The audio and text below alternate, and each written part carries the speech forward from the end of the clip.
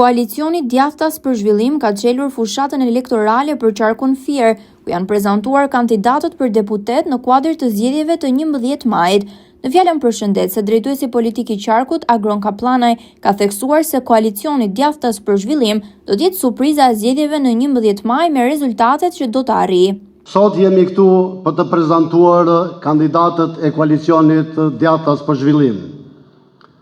Një koalicion i ri, partia jonë Djathtas 1912 e re, e bëjmë sefte për prezantimin e kandidatëve në përqaqe dhe qarkun Fier si gjithmonë,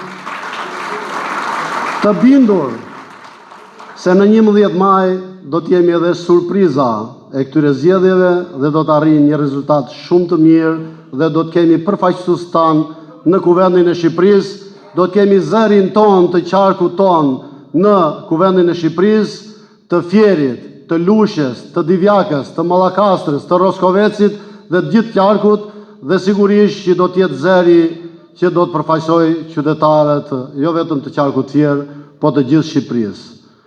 Ne, prezenca juaj do të thotë mbështetje, prezenca juaj do të thotë vot në 11 maj, prezenca juaj do të thotë refuzim i klasës politike të vjetër, asaj politike që mban peng të vend për 34 vjet.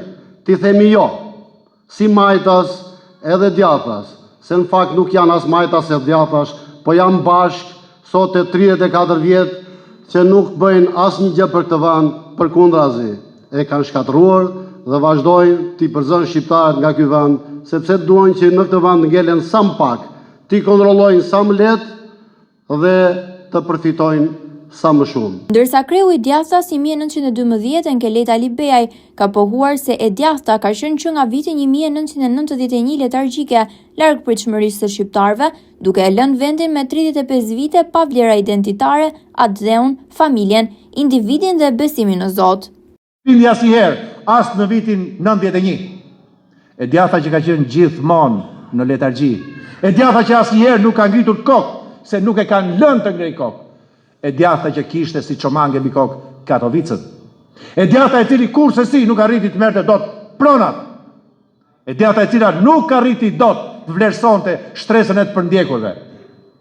E Djathta e cila shifte se si për ditë e më tepër, ajo shpresa e madhe e 91-shit, partia ku ishim ne, gjithmonë e më tepër, filtronte me vesin, me të majtën, dhe la Shqipërinë në fakt në këto 35 vite pa atë që janë vlerat kryesore identitare të Shqipërisë. Adeu, familja, individi, besimi në Zot. Këto janë vlerat e Djathtas, për këto vlera që qëndrojmë ne. Ndërkohë, Dashamir Shehi është fokusuar te dy shtyllat kryesore të ekonomisë, industria dhe bujqësia, prioritare në programin e koalicionit Djathtas për Zhvillim, teksa ka theksuar se politikisht ne nuk i kemi borxh askujt, miq dhe aleatët e kanë zgjedhur rrugën e vet. Keq po u bëni. E njëjta gjë për industrinë zjerrëse, e njëjta gjë për industrinë e ndërtimit. Me mira pallate janë bërë edhe në Fier, në Tiranë, po 10 herë. Po këtu s'prodhohet i plak, këtu s'prodhohet i derë, këtu s'prodhohet i rubinet, me miliona që janë dhunë sektor të ndërtimit. Pse? Edhe këtu ka interesa i grush njerëzis. E njëjta gjë për bujqësinë. Kështu që ne mendojmë që këto janë dy sektorët kryesor, edhe do shkojmë t'i hudhim risorset financiare në këtë sektor, në këto dy fusha kryesore që kanë qenë jetike për Shqipëri, janë për gjithë botën, që janë për të vërtet. Unë nuk kam pa në i vend nga bota që del prej fukarallikut për nga turizmi. Turizmi mirë se është, inshallah shtohet, këtë vit ka qenë 16% e GDP-s, do mri 20%, po 80% pjesën tjetër. Kush e bën me në i vend përparu? Plus i kemi nevojë edhe për gjë tjetër. Pse demokracia vetëm e kamariere me kuzhiner do bëhet? Po jo më shtresa e mesme, demokracia ka nevojë për inxhinier, për teknolog, për financier. Këto e bëjnë demokracinë, këto e cimentojnë, këto janë përfaqësuesit e pjesëve tjera të shoqërisë. Kështu që këto e kanë kthyer në një vend vogël feudal, që këto e përdorin Shqipnin për trull ndërtimi. Sigur s'ka njerëz sipër, sigur nuk mund bëj gjë tjetër.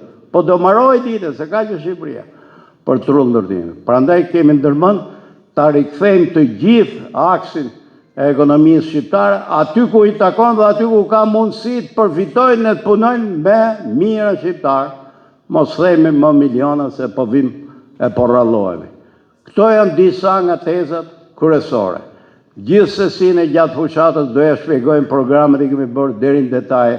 Kemi njerëz nga më të mirët dhe më të zotët që ka pas Shqipëria. Edhe që ka, falë zotit. Por unë gjykoj që politikisht ne si kemi borç kërkujt. Këto që i kemi pas miqë, aleat, gjithjetër, e kanë zgjedhur rrugën e vetë. Në 11 maj të luftojmë fort, ka thënë Shehi, për të mbledhur jo një grusht votash, por me mira që të dalim krenar nga kjo histori.